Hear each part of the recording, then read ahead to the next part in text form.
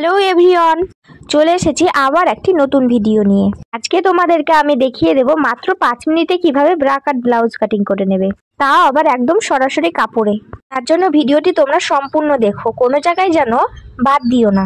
আর আমার চ্যানেল নতুন হয়ে থাকলে অবশ্যই চ্যানেলটিকে সাবস্ক্রাইব করে দিও, আর যারা ফেসবুক থেকে দেখছো তারা পেজটিকে ফলো করে দিও। চলো তাহলে শুরু করা যাক। আজকে আমি বানাবো 32 সাইজের বোম্বে কাট ব্লাউজ। যেভাবে দেখিয়ে দেব ঠিক সেই রকম ভাবে করবে, একদম সুন্দর হবে। প্রথমেই কাপড়টিকে আমরা 2 ভাঁজ করে নিয়েছি। তার আগেই বলে রাখি, এটা আমরা ব্যাক পার্ট কাটিং করছি।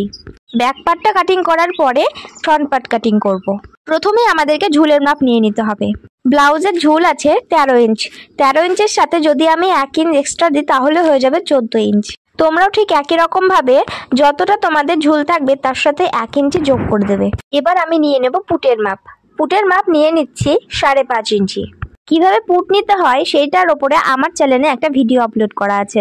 তোমাদের যদি কোনো সমস্যা হয় তাহলে তোমরা ভিডিওটি গিয়ে দেখে নিতে পারো। পুট 5.5 নিয়ে নেওয়ার পরে আমরা আর্ম হোল নিয়ে নেব। আর্ম হোল নিয়ে নিয়েছি 6 ইঞ্চি।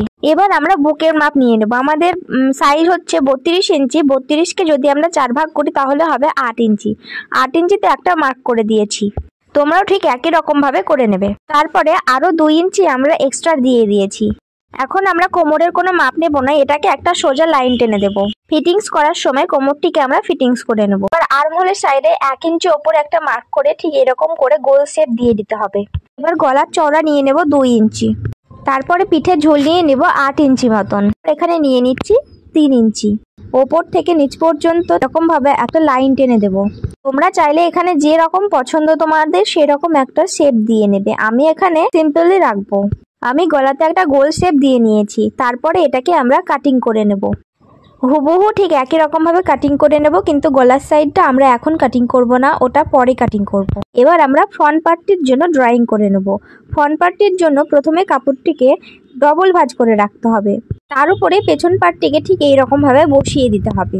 সামনের দিকে আমাদেরকে 2 ইঞ্চি মতন এক্সট্রা রাখতে হবে। এই এক্সট্রাটা রাখতে হবে কারণ আমাদের খাপ তৈরির সময় আমাদের এই এক্সট্রাটা লাগবে। শুধু এখানে 2 ইঞ্চি এক্সট্রা নিতে হবে, তাছাড়া সমস্ত কিছু হুবহু একই রকম ভাবে আমি ড্রয়িং করে নেব। হুবহু একই রকম ভাবে আমি ড্রয়িং করে নিয়েছি। সামনের দিকে তোমাদেরকে বলেছিলাম আমি 2 ইঞ্চি মতন এক্সট্রা রাখতে, কিন্তু তোমরা এখানে 1.5 ইঞ্চিও রাখতে পারো। আমি এখানে 1.5 ইঞ্চি রেখেছি।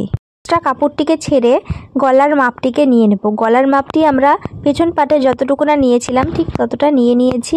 তারপরে গলার ঝুল নিয়ে নিচ্ছি 5 ইঞ্চি মতন, আর নিচের দিকে নিয়ে নিচ্ছি 2.5 ইঞ্চি 2 সুত মতন।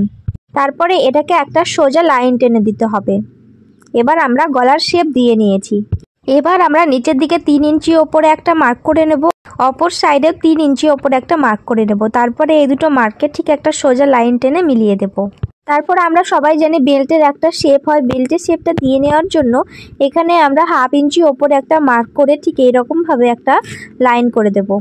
এবার আমরা আর্মহোলের সাইডে 1/2 ইঞ্চি ভেতর দিয়ে ঠিক এইরকম ভাবে শেপ দিয়ে দেব। এটা আমাদের তালপাট কাটিং হয়ে যাবে। এবার আমরা খাপের চওড়া নিয়ে নেব। খাপের চওড়া নিয়ে নিয়েছি 5.5 ইঞ্চি। খাপের চওড়া নেওয়ার পর গলার সাইডে 1/2 ইঞ্চি ওপরে একটা মার্ক করে নিতে হবে।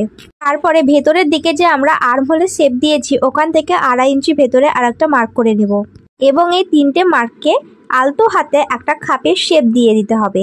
শেপটা খুব সুন্দরভাবে দেবে। দেখো আমি খাপের শেপ দিয়ে নিয়েছি।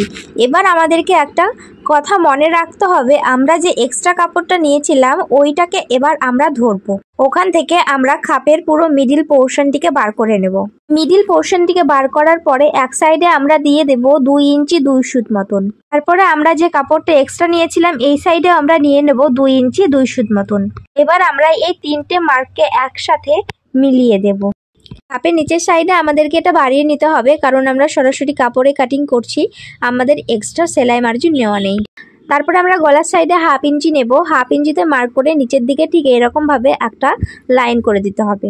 আমাদের সমস্ত কিছু কমপ্লিট হয়ে গিয়েছে, কিন্তু একটা জিনিস বাকি রয়েছে, সেটা হলো বেল্টের একদম নিচের সাইডে। বেল্টের নিচের সাইডে আমরা একটু কাপড় নিয়ে নেব, যাতে আমাদেরকে এক্সট্রা করে কোনো পট্টি লাগানোর জন্য কাপড় কাটতে না হয়। দেখো বেল্টের নিচের সাইডে আমি 1 ইঞ্চি মতন নিয়ে নিয়েছি। এবার এটাকে আমরা হুবহু কাটিং করে নেব। চলো তাহলে দেখে নাও আমি কিভাবে কাটিং করছি। কাটিং করা আমাদের হয়ে গিয়েছে, কিন্তু খাপের নিচে যে আর একটা পার্ট থাকে ওইটা কিন্তু আমরা কাপড়ে বার করে নিতে পারিনি। তার জন্য খাপটিকে প্রথমে এরকম ভাবে মেপে নেব। খাপটিকে মেপে দেখলাম আমার আসছে 7 ইঞ্চি। যার যতটা আসবে সে ঠিক ততটাই নিয়ে নেবে। তারপরে একটা কাপড়কে 2 ভাঁজ করে রেখে দিয়েছি, এটাকে আমরা 7 ইঞ্চিতে একটা মার্ক করে দেব।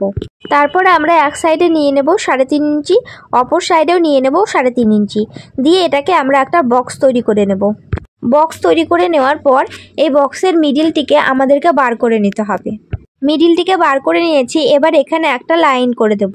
তারপরে এর ঠিক নিচের দিকে 1/2 ইঞ্চি ওপরে একটা মার্ক করে ঠিক এরকম ভাবে একটা শেপ দিয়ে নিতে হবে। তারপর এর ওপর সাইডে 1 ইঞ্চিতে একটা মার্ক করে দেবো, তার অপর সাইডে 1/2 ইঞ্চি ওপরে একটা মার্ক করে দেবো। তারপরে এগুলোকে সব মিডিলে আমরা এইরকম ভাবে মিলিয়ে দেব। মিলিয়ে দিয়েছি, এবার এটাকে কাটিং করে নিতে হবে। দেখো কাটিং করে নিয়েছি, আমাদের সমস্ত কাটিং কমপ্লিট। তোমরা অবশ্যই এইভাবে একবার ট্রাই করে দেখবে, খুবই সুন্দর হয় এর খাপগুলো। ভিডিওটি ভালো লাগলে অবশ্যই একটি লাইক করে দিও আর চ্যানেলটিকে সাবস্ক্রাইব করে দিও। ফিরবো আবার নতুন কোনো ভিডিওতে, ততক্ষণের জন্য সুস্থ থেকো, ভালো থেকো।